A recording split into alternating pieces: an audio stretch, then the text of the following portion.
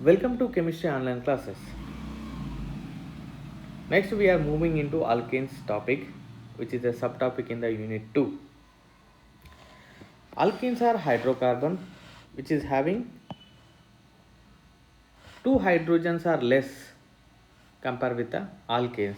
The general formula of alkenes is CnH2n. With respect to the alkanes, CnH2n plus 2, and here in alkenes we have less of two hydrogens, and those hydrocarbons we call it as alkenes, or common name is olefins. The first member of this series is ethene.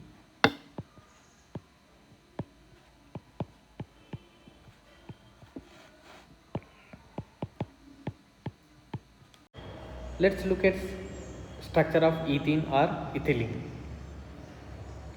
The carbon here undergo sp2 hybridization, and this carbon which is undergoing sp2 hybridization will give you three hybrid orbital, and among these three hybrid orbital,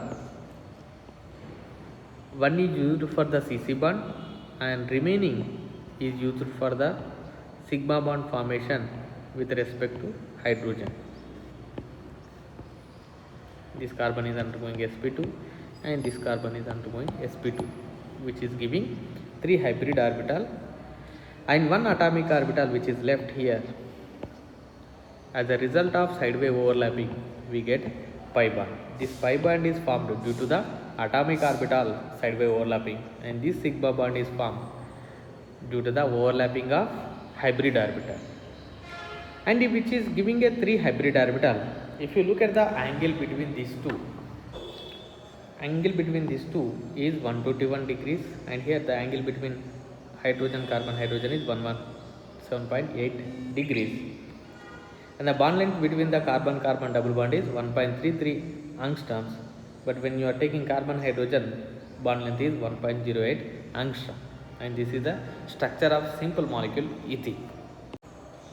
And this hydrogen which is overlapping with the hybrid orbital, we use a systematic nomenclature, or some of the cases we go with the common names also. So it is derived from the alkanes. When we are writing alkanes, in the case of alkenes, we will drop the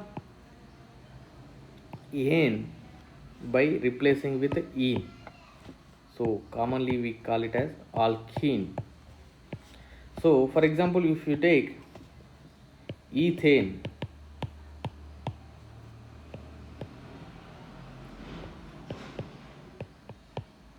it is alkane. When you write a 2 carbon alkene, the ane word is replaced with ene, ethene. This is a systematic name or IUPAC nomenclature for the alkenes. So you have to drop the ane and we have to replace with a ene word, and as a result we will get a alkene IUPAC nomenclature. And here it is a 2 carbon and there is a position of the double bond is fixed, but some of the cases we change double bond position, we get a different isomers. In that case, always we have to use a numerical number, that is nothing but position of the double bond we have to put before suffix, that is ene. Let's take some example. If I write here propene,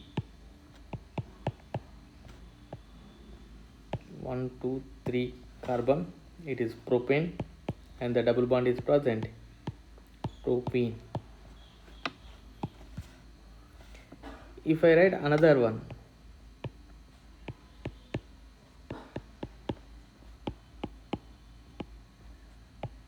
this is second example, I will go with third example.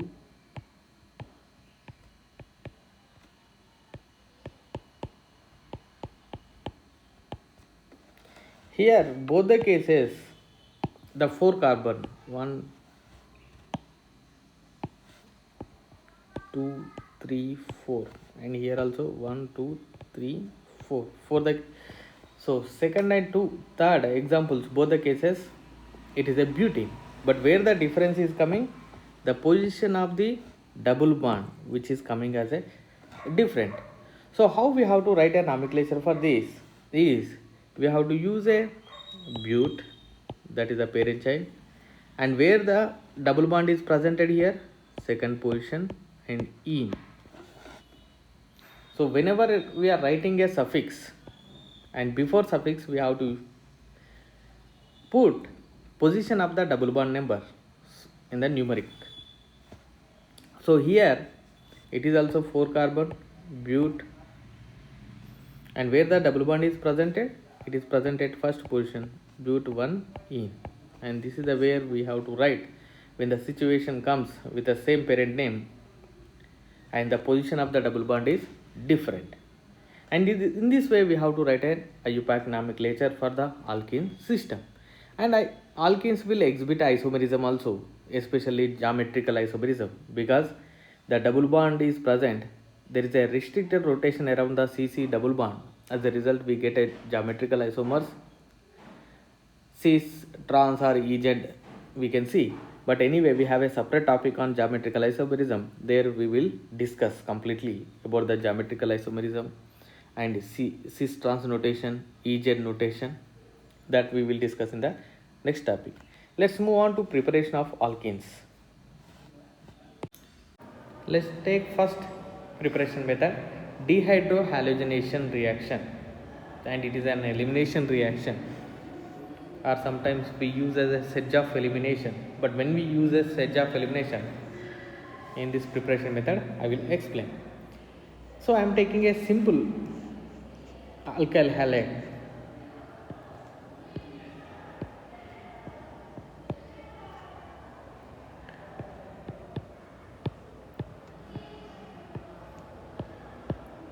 I am taking a N-propyl bromide or propyl bromide. If you take a haloalkanes, if we react with alcoholic base, that is KOH in ethanol, here the elimination reaction will take place in this fashion.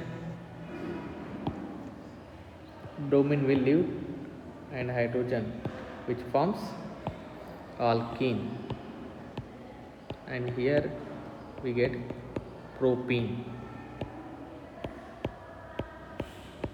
This is a general representation of the alkenes are formed by using dehydrohalogenation reaction. Here from the alkyl halide, hydrogen and bromine which are removed, and that's why we call it as it is dehydrohalogenation reaction. Okay, so the halogen which is attached to the carbon, this carbon we call it as alpha carbon, and next carbon we call it as beta, and next carbon we call it as gamma. In alkene formation, always the hydrogen is removed from the beta position and halogen is removed from the alpha position. As a result, we get a propene, and the propene is always the double bond is formed between 1, 2, wherever the alpha and beta carbons we are looking. In between these carbons only the double bond will form. And it is a general, I am taking a simple system. But when we use a sedge of elimination or sedge of rule is, I take an example. Let's take a example, sedge of rule or sedge of elimination product. For this I am taking one example, 2-bromobutane. Taking 2-bromobutane.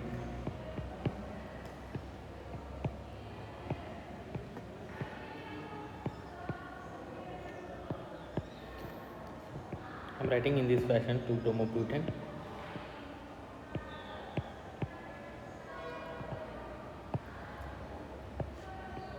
If we take alcoholic KOH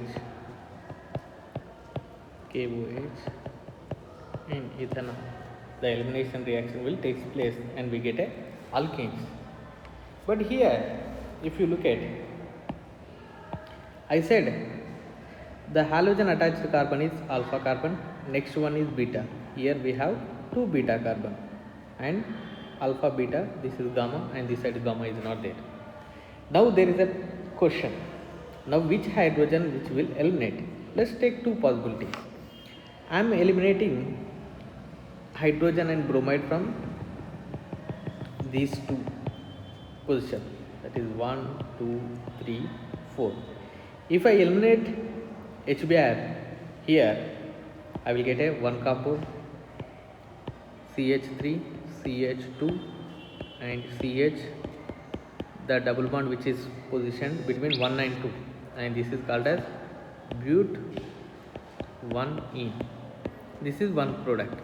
Plus, if I take another scenario, alpha and beta, here also beta hydrogen, here also beta hydrogen, there is a two possibilities are there, and here also the elimination reaction will take place.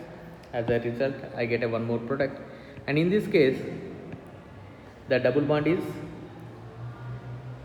present in between the 2 and 3, CH double bond CH and CH3. The product is but 2ene. Now in these two possible products, which will come as a major, which comes as a minor, can be explained by taking Sedgwick rule, and it is a theoretical rule. What it will say is, whenever there is a possibility of formation of two alkenes by elimination, the formation of more substituted alkene is favored. As a result, it will come as a major product. More substituted alkene is a major product, and it will come as a more percentage. If you look at here, and if you look at here, 2 butene and 1 butene, where you are seeing a more substituted alkene, and the second case, and this will come as a major, and this product will come as a minor. And if you see comparison, this will come as a 80% in this reaction, and we see 20% in here. And this can be how much, which product is major, which product is minor, can be explained by taking Sedgwick rule. And I am repeating that whenever there is a possibility of formation of two alkenes by elimination, the formation of more substituted alkene is favored, and that is the statement of Sedgwick rule. And how we have to predict which will be more substituted, which will give you less substituted? It is a simple. First you have to look at the beta carbon. I have the two beta carbons, and second one is the beta carbon having a lesser hydrogen. If you remove hydrogens from lesser hydrogen containing carbon, that will give you more substituted. If you look at here, this beta carbon 1, 2 hydrogens are there, and if you look at this beta carbon, 3 hydrogens are there. Which carbon is having a lesser hydrogen? And this is the carbon which is having lesser hydrogen. And if you remove hydrogen from this, you will get more substituted or major product.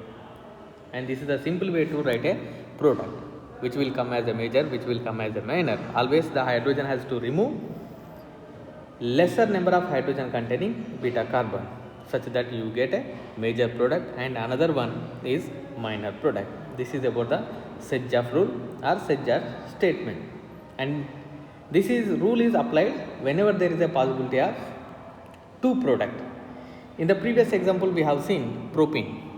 In this case there is a straightforward, only one product is formation will be there, so we cannot apply the Sedgwick rule, but only when the situation comes competitive, and this rule can be applied. More substituted alkene is more favored. Is it clear? This is the first preparation method. I will take a second preparation method. Let's take a second method, that is dehydration method. Dehydration of monohydric alcohols gives alkenes in presence of Lewis acid or concentrated sulfuric acid. If you use a dehydrating agent, definitely the elimination of water will take place from alcohol, and which gives a alkenes. Let's take some example. I am taking a propanol.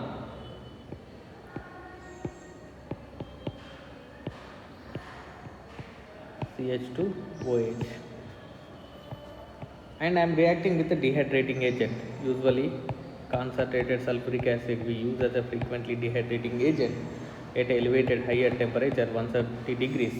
The elimination reaction will take place. Here also same, the hydrogen is removed from the beta position. To understand, I am writing in this fashion: hydrogen and OH attached carbon is alpha, this is beta. Elimination reaction will take place here, minus H2O, and any reaction if water is eliminated we call it as dehydration reaction, and this dehydration reaction is taking place in presence of sulfuric acid, and this we call it as dehydrating agents, and we get product CH3, CH and CH2. It is called as propene. And here not only the concentrated sulfuric acid, we have several dehydrating agent. You can use Al2O3 or sometime P2O5 or concentration H2SO4. These all are will act as a dehydrating agent. The elimination of water will take place and gives propene. Let's take second example. I will take a butanol.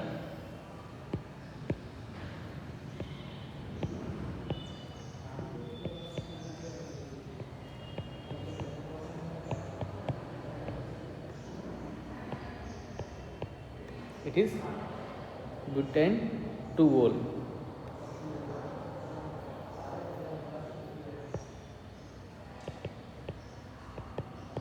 Second position hydroxy is there. I am writing butane 2-ol. If I react with the concentrated H2SO4 or any dehydrating agent at higher temperature 100 degrees, I get a product. Now I am giving this as a homework.